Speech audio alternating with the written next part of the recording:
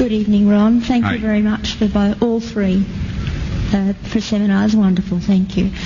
My question is that you said that you had the blood of our Lord examined by the Israelis. That's correct. What was their determination of that?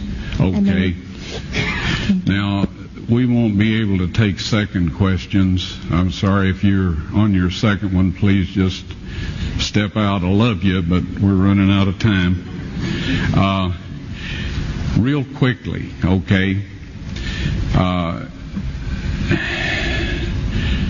Dried blood is dead blood. Everybody knows that, all right? They can test the blood of the pharaohs, the mummies of the pharaohs, all right? There's certain things they can do. They cannot get a chromosome count by any method I'm familiar with, all right? Things keep changing. I don't profess to know everything. However, there's no way I know that you can get a chromosome count out of dead blood. You can get a DNA and some other things, but not a chromosome count, all right? That's done by living white blood cells. Now then, first of all, in this analysis, I took the blood into a laboratory in Israel. I asked one of the people I work with in antiquities, where is a good laboratory that does reliable work? And they said, such and such, such and such. I took it. I just said, please examine this blood and tell me what you can tell me about it. All right? They said, well, look, we're going to reconstitute it. We're going to put it in normal saline and keep it at body temperature for 72 hours with gentle swirling. All right? That's their business. That's great. I said, now I want to be there when you check it out. They said, fine. So I was back. They checked it out. I said, now, they said it's human blood. We can tell that. They did whatever tests they need to do.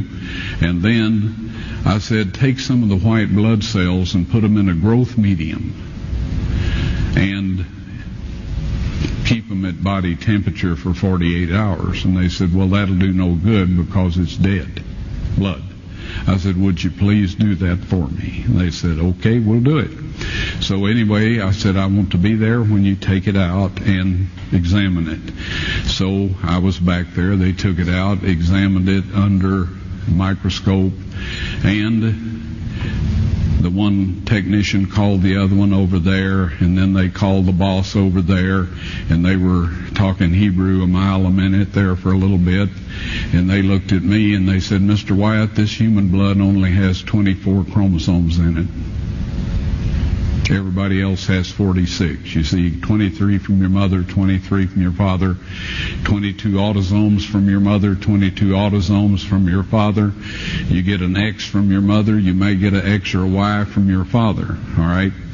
This blood had 23 chromosomes from the mother's side, one Y chromosome only. You see, a child could not have developed if they hadn't had the autosomes from the mother. So all of his physical characteristics were determined by his mother's side of the family, her autosomes. His maleness was determined by this one Y that came from a source, not a human male. Then they said, this blood is alive. And then they said, whose blood is this?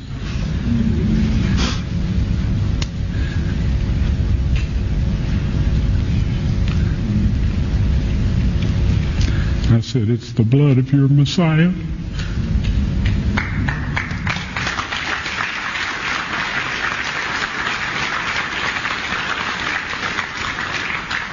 And I assure you, those men's lives have changed.